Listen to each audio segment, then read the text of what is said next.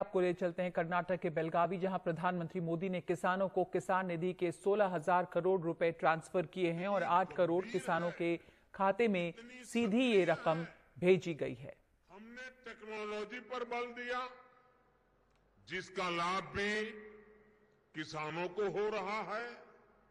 आप कल्पना कर सकते हैं, अगर जनधन बैंक खाते ना होते, मोबाइल कनेक्शन न बढ़ता, आधार न होता, तो क्या ये सब संभव होता? क्या हमारी सरकार ज्यादा से ज्यादा किसानों को किसान क्रेडिट कार्ड से भी जोड़ रही है। कोशिश यही है कि किसानों के पास बैंक से मदद पाने की सुविधा लगातार रहे, हमेशा रहे। साथियों, इस वर्ष का बजट हमारी खेती की आज की स्थिति के साथ साथ भविष्य की जरूरतों को भी एड्रेस करता है। आज की जरूरत भंडारण की है, स्टोरेज की है, कृषि में आने वाली लागत को कम करने की है, छोटे किसानों को संगठित करने की है।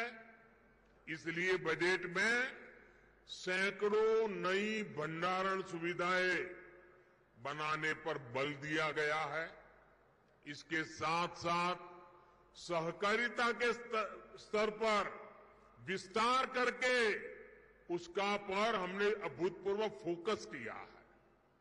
प्राकृतिक खेती को प्रमोट करने के लिए भी अनेक कदम उठाए गए हैं। प्राकृतिक खेती से किसान की लागत में बहुत कमी आने वाली है। नेचुरल खेती में किसानों को सबसे बड़ी समस्या खाद और कीटनाशक बनाने में आती है। अब इसमें किसानों को मदद करने के लिए हजारों सहायता केंद्र बनाए जाएंगे। किसान की लागत बढ़ाने में केमिकल फर्टिलाइजर की भूमिका अधिक होती है।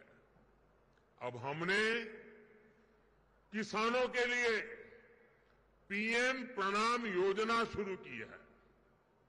इसके माध्यम से केमिकल फर्टिलाइजर का प्रयोग कम करने वाले राज्यों को केंद्र से अतिरिक्त मदद मिलेगी।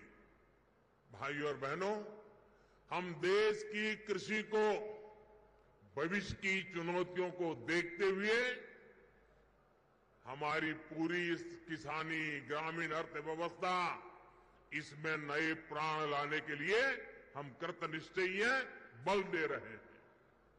क्लाइमेट चेंज के कारण कितनी समस्या आ रही है, ये हमारा किसान आज अनुभव कर रहा है।